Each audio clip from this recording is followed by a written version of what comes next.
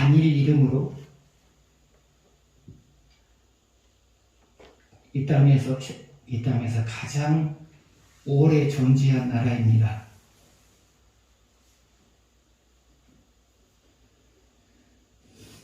그리고 로마 제국의 유명한 점이 또 하나 있는데, 그것은 도로망이 발달했다는 거예요. 그 도로가 약 80만 킬로에 달한다고 해요. 만든 거예요. 자연적인 도로가 아니라 만든 도로가 80만 킬로였어요. 그런데 이 도로망의 발달은 로마에 여러 가지로 유익한 것들을 만들어냈어요. 첫 번째로는 통신이 발달했어요. 전국적으로 도로망이 갖춰져 있으니까 왕의 명령도 지방까지 쉽게 전달이 되었고요. 빠르게 전달이 되었고, 다른 나라에 비해서 빠르게 전달이 되었고요. 그 다음에 지방의 소식들도 중앙으로 빨리 전달될 수가 있었어요. 다른 나라에 비해서요. 특별히 전쟁, 예국이 다른 나라가 침공했을 때도 그 소식이 중앙으로 빨리 전달될 수 있었단 말이죠. 반란이 일어났을 때도 중앙으로 빨리 전달될 수 있었단 말이죠. 그 도로망을 통해서. 두 번째로 도로망의 발달은 로마가 경제가 성장하는데 도움이 됐어요. 도로망을 통해서 물품이 쉽게 오고 갈 수 있었잖아요.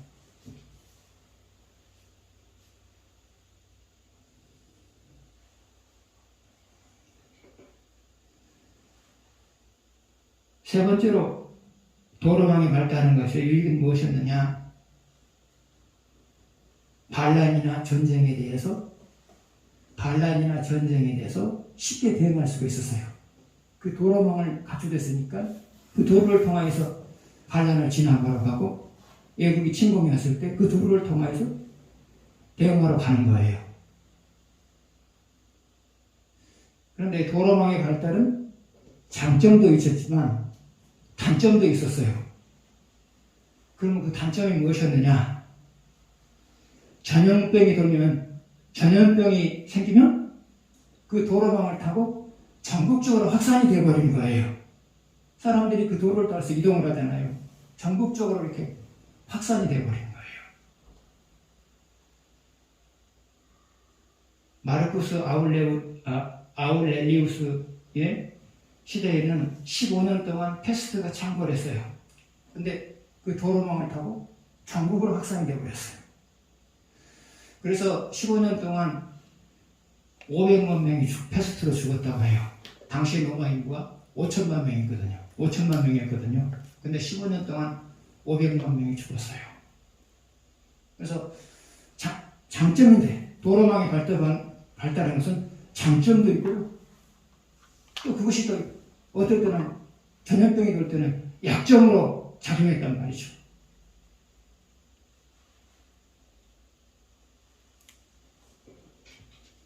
여러분 역시도 마찬가지예요. 여러분에게 있는 장점이 여러분에게 유익한 일을 만들어내요. 그러나 때로는 여러분에게 있는 장점이 여러분에게 심각한 해를 끼치는 것으로 작용할 수도 있어요.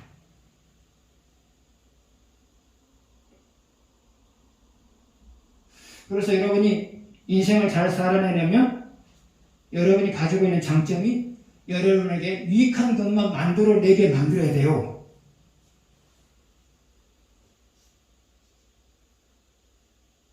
그런데 여러분이 인생을 잘 살아내려면 또 하나를 극복해야 돼요. 그것은 뭐냐?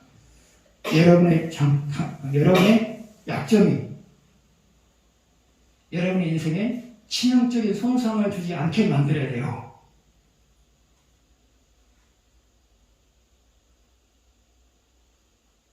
더 나아가서는 여러분의 단점이 여러분에게 유익을 주는 방향으로 여러분이 바꿔놓으셔야 돼요. 그런데 이 두 가지를 장점이 유익한 일만 만들어내고 단점이 여러분에게 해를 주지 아니하고 오히려 여러분에게 도움을 줄 수 있게 하는 것은 사람이 해낼 수 있는 일이 아니에요. 이것은 하나님만 해낼 수 있는 일이에요. 그래서 여러분이 인생을 잘 살아내려면 하나님이 도우실 만한 삶을 살아가야 돼요. 다시 한번 정리하면 하나님이 도우실 만한 삶을 살아가게 되면 여러분의 장점은 여러분에게 유익한 것만 만들어내고요. 여러분이 하나님의 도우실 만한 삶을 살아가게 되면 여러분의 약한 부분들이 안 나타나거나 나타나도 해를 입지 않게 하나님 만들어요. 그리고 그 약한 부분 때문에 오히려 하나님께서 여러분에게 유익한 것을 만들어내요. 마치 바울에게 질병이 있음으로 인하여서 바울의 삶 속에 하나님의 능력이 늘 머물렀던 것처럼요. 그래서 하나님의 도우심을 받을 만한 삶을 살아가는 사람, 다시 말하면 하나님이 좋아하시는 삶을 살아가는 사람들은 장점도 그 사람에게 유익한 것으로 유익한 일을 만들어내고요. 단점도 그 사람에게 유익한 것을 만들어내게 돼요. 그래서 하나님이 좋아하시는 삶을 살아가는 사람들은 그래서 행복하게 살 수 있게 되는 거예요.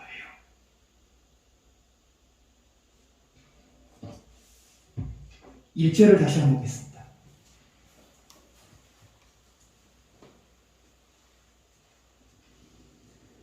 하나님이 참으로 이스라엘 중 마음이 정결한 자에게 선을 행하시나.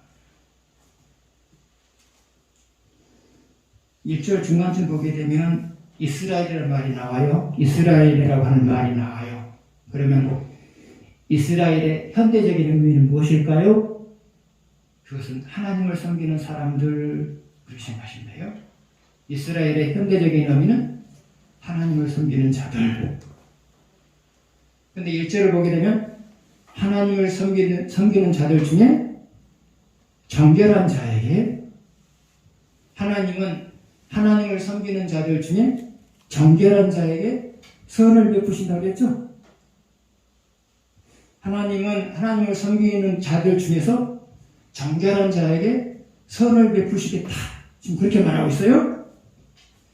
그럼 정결하다고 하는 것은 뭘까요? 그것은 하나님과 바른 관계를 맺고 있는 상태예요. 정결함이라고 하는 것은 뭐냐? 하나님과 바른 관계를 맺고 있는 상태. 이것이 바로 정결함이에요. 그러면 사람이 하나님과 바른 관계를 맺으려면 어떻게 해야 될까요? 첫 번째로는 아는 말씀을 지키려고 노력하는 거예요. 두 번째로 아는 말씀 중에 전부를 놓치고 전부를 예면했거나 일부를 예면했거나 그랬을 경우에는 다시 회개하고 아는 말씀을 지키면서 살아간 거예요. 이게 바로 하나님과 바른 관계를 맺는 것이고요. 이게 바로 정결한 상태예요.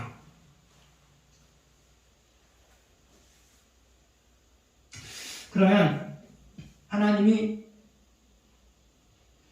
하나님과 바른 관계를 맺고 살아가는 사람에게 선을 베푸신다고 그랬거든요.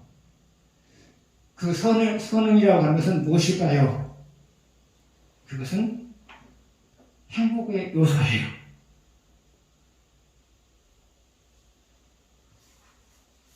그래서 하나님은 여러분이 정결한 삶을 살아갔을 때, 다시 말하면 여러분이 하나님과 바른 관계를 형성했을 때 여러분이 인생을 살아가는 데 있어서, 인생을 행복하게 살아가는 데 있어서 필요한 행복의 요소들을 여러분에게 공급하신다는 말이죠.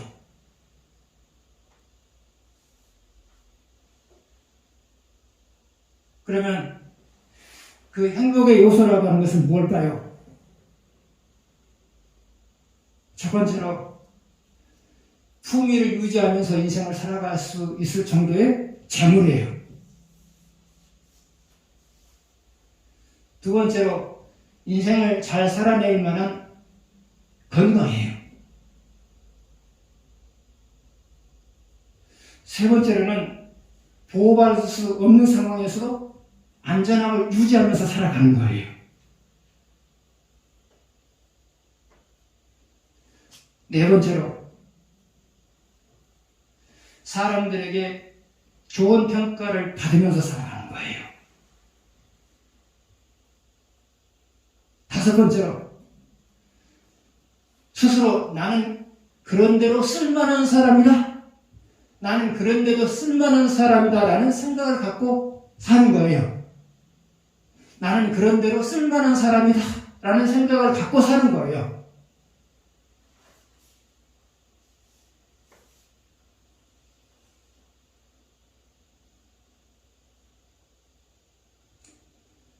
하나님은 여러분이 하나님과 바른 관계를 맺고 있을 때 이런 행복의 요소들을 주세요. 그래서 여러분으로 하여금 행복에 살게 만드시거든요. 그러면 여러분이 하나님과 바른 관계를 맺기 위해서 여러분이 해야 될 일들은 무엇이냐? 하나님과 바른 관계는 저절로 맺어주는 게 아니거든요. 여러분이 노력해야 되거든요. 그럼 그 노력이라고 하는 것은 뭐냐? 첫 번째로는 예배에 자주 참석하는 거예요. 예배에 자주 참석하는 거예요.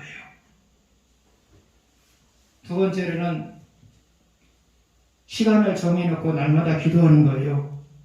1분도 좋고 5분도 좋고 10분도 좋고 30분도 좋고 시간을 정해놓고 날마다 기도하는 거예요. 세 번째로는 날마다 말씀을 묵상하는 거예요. 성경 한 장도 좋고 두 장도 좋고 세 장도 좋아요. 날마다 말씀을 묵상하는 거예요. 네 번째로는 내 마음의 상태나 내 삶이 전개되는 모습 속에서 하나님이 하시는 말씀을 듣고 반응하는 거예요. 내 마음의 상태나 내 삶이 되어져가는 모습 속에서 하나님이 주신 말씀을 듣고 찾아내고 하나님이 주신 말씀을 찾아내고 반응하면서 살아가는 거예요.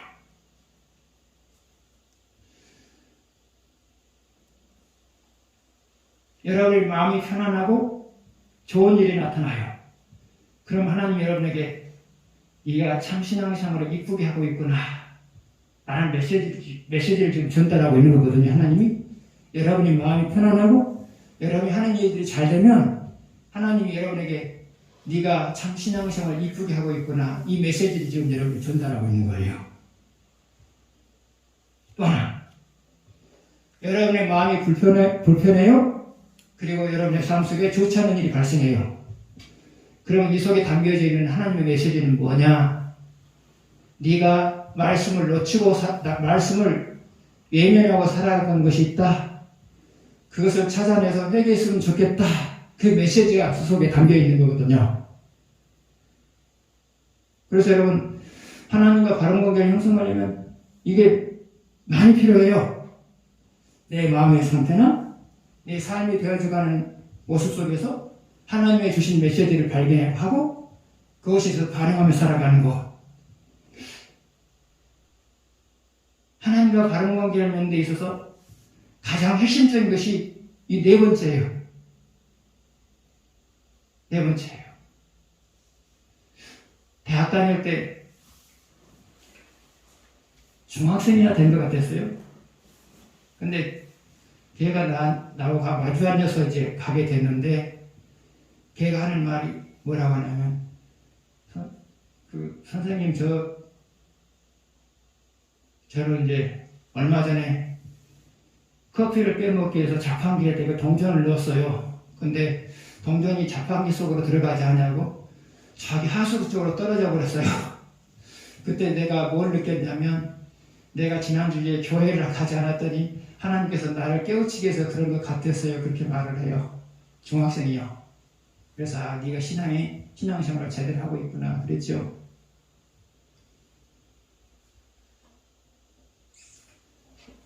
사람이 인생을 잘 인생을 성공적으로 살아가는 사람들을 보게 되면 특징이 있어요. 그 특징이 뭐냐? 삶의 하루를 살아가는 데 있어서 우선순위를 정해놓고 살아요. 하루를 살아가는 데 있어서 우선순위를 정해요. 그리고 가장 우선적으로 해야 될 것, 그 다음에 우선적으로 해야 될 것, 그 다음에 우선적으로 해야 될 것, 그 다음에 우선적으로 해야 될 것, 목록을 만든단 말이죠. 그래서 제일 먼저 하는 것이 가장 우선적인 것부터 하는 거예요.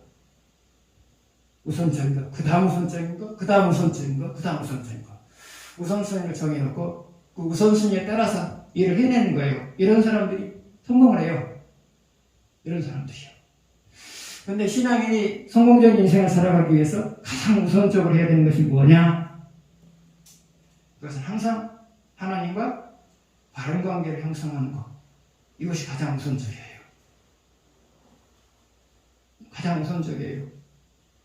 여러분, 제가 설교한 데 있어서 가장 우선적으로 생각하는 게 무엇인지 아세요? 나와 하나님과 바른 관계를 형성하는 거예요. 그래서 저는 강날 마지막 설교하기 전에 기도를 하잖아요. 설교를 시작하기 전에 기도하잖아요. 그때도 제 마음속에는 내가 혹시 하나님을 서운하게 해드린 것이 없는가 그것을 한번 돌아보면서 기도하는 거예요. 그래서 기도는 내 입으로는 설교를 위한 기도를 하지만 머릿속에서는 내가 회개할 것을 찾아서 회개하는 거예요. 그래서 그 무엇보다도 중요한 것은 하나님과 바른 관계를 형성하는 거예요. 그래서 하루에 여러분이 우선순위를 적어놓고 살아가야 되는데 그 중에서 가장 우선적인 것이 뭐라고요? 하나님과 바른 관계를 맺고자 하는 노력이에요. 그래서 순간순간마다 그러세요. 회개할 것은 오늘 회개해버리고요. 또 실천할 것은 오늘 실천해버리고요. 그러셔야 돼요. 그러면 여러분이 하는 모든 일들이 잘 될 뿐만 아니라 여러분의 삶 속에 행복의 요소들이 주어져요.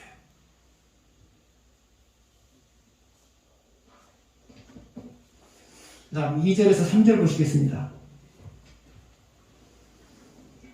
같이 읽겠습니다.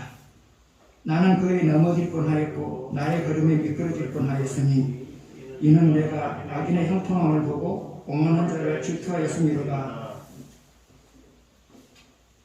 자, 2절 보게 되면 넘어질 뻔하였고 그 다음에 또 2절 줄줄 보게 되면 미끄러질 뻔하였고 넘어질 뻔하였고 미끄러질 뻔하였고. 이것이 가리키는 것은 무엇일까요? 하나님을 섬기는 것에 대한 회의를 느꼈다 그 말이에요. 미끄러질 뻔하였고 넘어질 뻔하였고. 이것은 무엇을 말하느냐? 하나님을 섬기는 것에 대한 회의를 느끼게 되었다 그 말이에요. 그러면 하나님을 섬기는 것에 대해서 회의를 느낀 이유가 뭐냐? 그게 3절에 나왔어요. 누가 형통했다고요? 악인이 형통했어요. 그러니까 하나님을 잘 섬기고 있는 내 삶에는 특별한 은혜가 없는데 이 하나님과 상관없이 살아가고 있는 악인의 삶은 형통하거든요. 그러다 보니까 하나님을 섬기는 것에 대한 회의가 와요. 여러분도 그러실 때가 있죠? 남들은 잘만 사는 것 같은데 내가 하나님을 섬기는 나에는 하고자 하는 일이 잘 안 된단 말이죠. 그럴 때 여러분의 마음속에 회의가 와요. 하나님을 섬기는 것에 대한 회의가 와요. 이거는 시편 기자만 경험한 것이 아니라 저나 여러분 모두가 경험하는 거예요. 그래서 사람이 그래요. 안 믿는 사람들은 하나님 섬기지 않아도 그런 대로 잘 살아가고 있는 것 같은데 나는 오랫동안 하나님을 잘 섬겼는데 특별한 것이 안 나타나요. 그랬을 때 사람 마음속에는 하나님 섬기는 것에 대한 회의가 없단 말이죠.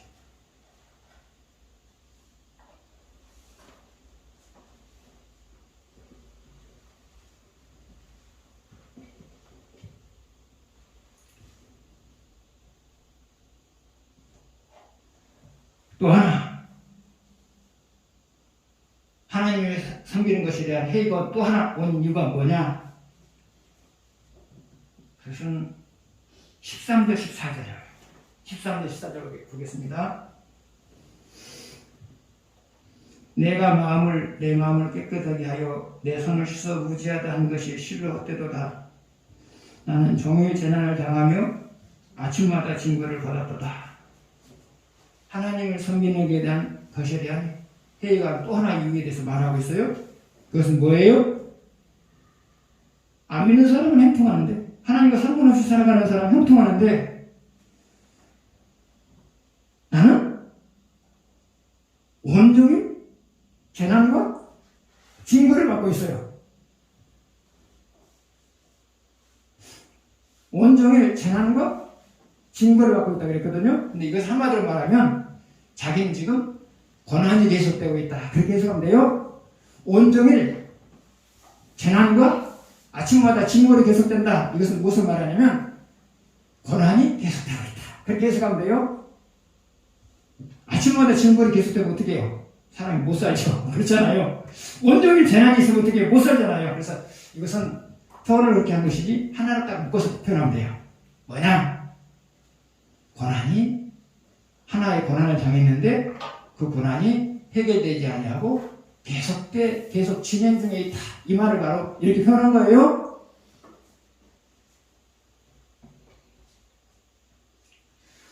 근데 13절을 보게 되면 이 사람은 정결하게 살았어요.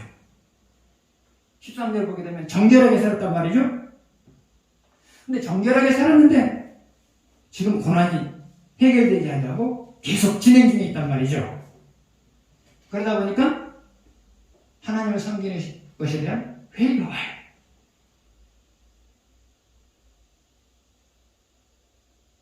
그런데 이 사람이 하나님을 섬기는 것에 대한 회의를 느낀 더 근본적인 이유가 있어요. 그것은 뭐냐?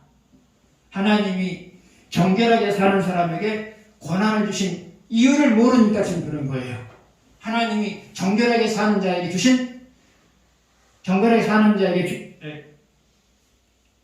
하나님이 정결하게 사는 자에게 고난을 주신 이유를 모르기 때문에 지금 회의를 느낀 거예요. 그러면 하나님이 정결하게 살고 있음에도 불구하고 고난을 주신 이유가 뭐냐? 첫 번째로는 그 사람의 신앙을 더 성숙시키기 위해서예요. 두 번째로는 그 사람의 신앙을 더 성숙시킨 다음에 이전보다 더 복을 주시기 위해서예요. 그래서 여러분이 정결하게 살고 있음에도 불구하고 고난이 오게 되면 하나님이 내 신앙을 더 성숙시키고 나에게 이전보다 더 복된 삶을 살게 만들기 위해서 이런 고난을 주시는구나 그렇게 생각하시면 돼요. 자, 성경 속에서 이 말씀이 완성된 사람 누구였죠? 욥이었죠? 욥은 동방의 의인이었어요. 그런데 그에게 누구도 감당할 수 없는 그런 고난이 왔었어요. 그 이유가 뭐였어요? 한편으로는 욥의 신앙을 성숙시키고 한편으로는 욥에게 더 큰 복을 주시기 위해서 그렇게 하시단 말이죠. 그래서 여러분, 고난이 오시면 정결하게 살고 있음에도 불구하고 고난이 오면 하나님이 내 신앙을 더 성숙시키기 위해서 그러는구나. 그리고 나에게 더 큰 복을 주시기 위해서 그러시는구나. 그렇게 생각하시면 감사하는 것이고요. 하나님을 잘 섬기고 있는 나에게 왜 이런 고난이 오느냐 이런 생각을 하게 되면 신앙적인 회의가 오는 것이고요.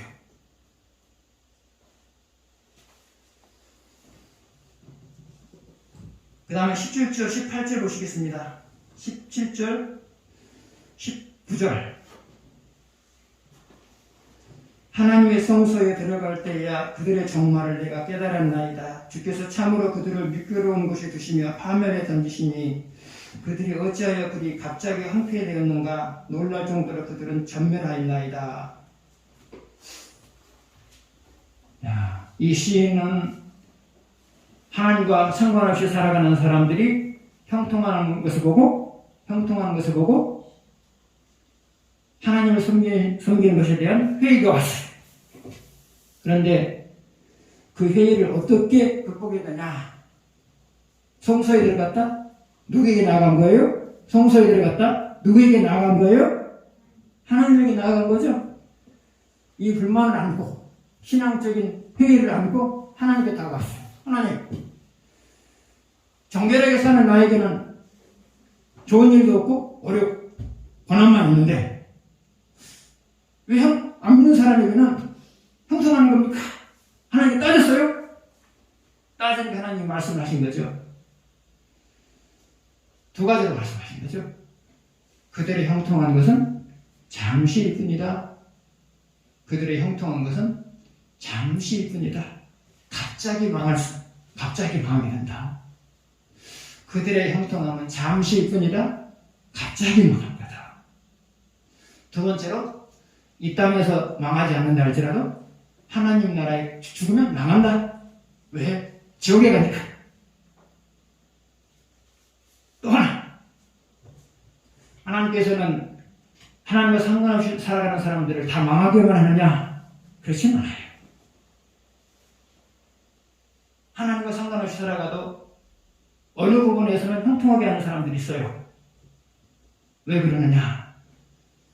하나님과 상관없이 살아가는 사람들의 형통함이 믿는 사람에게 유익이 될 때는 그 사람들을 형통하게 만들어요.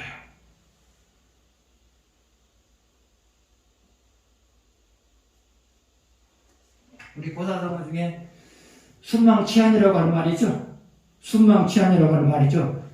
이 입술이 없어지면 뭐가 시려요? 이 입술이 없으면 뭐가 시려요? 이빨이 시리죠. 순망치안이란 말이 그 말이에요. 입술이 없어지면 이가 시리다. 찬바람이 오면 이가 시리잖아요. 순망치안이라는 말이 있어요. 마찬가지예요. 하나님은 안 믿는 사람의 몰락이 믿는 사람에게 해가 될 때는, 믿는 사람에게 해가 될 때는 하나님은 그 사람을 형통하게 만들어요. 그래서 여러분, 안 믿는 사람 형통할 때 여러분 속상해하지 마세요. 어느 순간에 갑자기 망하는 수가 있다. 또 하나, 이 땅에서 형통한다 할지라도 하나님 나라가 죽으면 망한다. 왜? 지옥 가니까. 또 하나, 저 사람들을 형통하게 만드는 것은 믿는 사람의 이익을 위한 것이다. 그렇게 생각하신대요.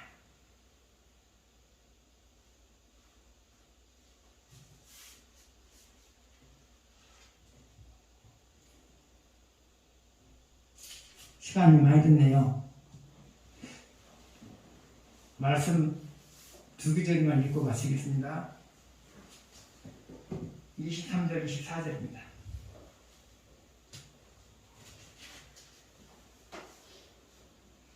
아, 25절. 잠깐만요.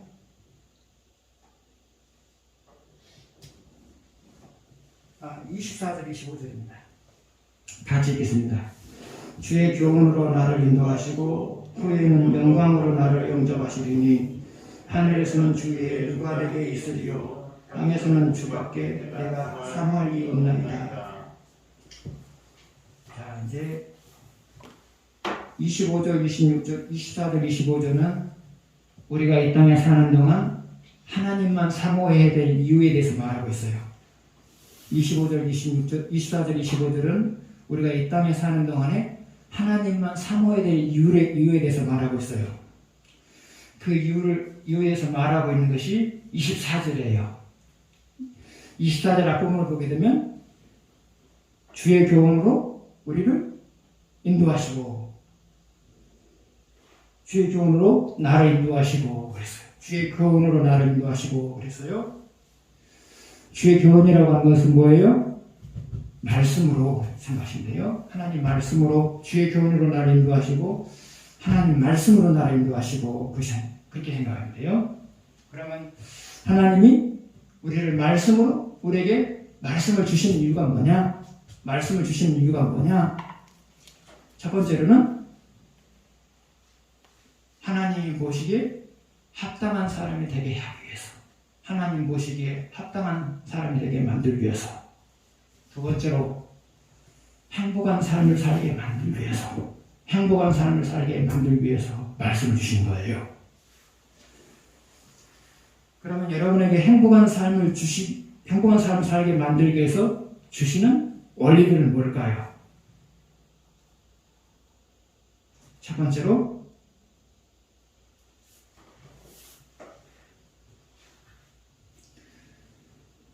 고난이 오면 회개하거나 아는 말씀대로 살아라. 고난이 오면 회개하거나 아는 말씀대로 살아라. 이것은 여러분이 삶에 적용해야 될 일이요. 삶에 적용해야 될 일이요. 고난이 오면 회개하거나 아는 말씀대로 살아가라. 그래서 여러분이 고난이 온 것은 두 가지거든요. 고난이 온 이유는 두 가지거든요. 하나는 죄 때문에 오는 것이고요. 하나는 여러분의 신앙을 성숙시키고 여러분에게 복을 주시기 위해서 고난이 오는 거거든요. 그래서 죄 때문에 고난이 왔다 생각되면 회개하죠. 죄를 찾아서 회개하는 거고요. 여러분을 성숙하게 만들고 여러분에게 복을 주시기 위해서 고난이 왔다면 여러분은 그냥 받은 말씀대로만 살면 되는 거예요. 두 번째로 여러분을 행복하게 만들기 위해서 하나님 주신 원리는 뭐냐? 장애물이 나타나면 받은 말씀대로 살아가라. 장애물이 나타나면 받은 말씀대로 살아가라. 왜요? 어떤 장애물이 나타나도 받은 말씀대로만 살아가게 되면 하나님이 치워주시거든요. 이게 하나님 만들어놓은 원칙이에요.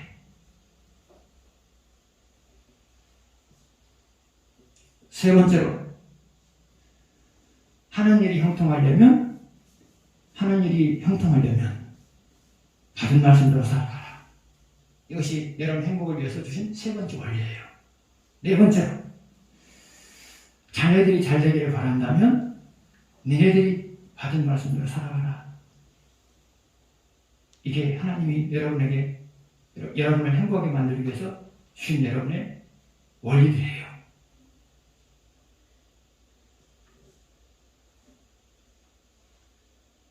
두 번째로 여러분이 하나님을 사모해야 될 이유가 뭐냐? 24절 뒷부분을 보게 되면 뭐라 그랬죠? 영광으로 나를 영접하시고 하시려니 영광으로 나를 영접하시려니 그랬어요. 영광으로 영접한다고 하는 것은 뭐냐? 나에게 좋은 일 있게 한다고 말이죠. 나에게 좋은 일 있게 하신다고 말이죠. 나에게 좋은 일이 뭐예요? 이 땅에서는 행복한 것이고요. 나에게 죽은 다음엔 뭐가 좋은 일이에요? 천국 가는 것이 좋은 일이죠. 그래서 우리가 이 땅에 사는 동안에 하나님을 사모하면서 살아가야 될 이유가 뭐냐? 그 하나님은 나를 하나님 보시기에 합당한 사람으로 만들 뿐만 아니라 나를 행복하게 살 수 있도록 돕는 분이시고 또 언젠간 나를 천국으로 들어가게 하실 분이기 때문에 우리는 하나님을 사모하면서 살아야 된다고 말입니다.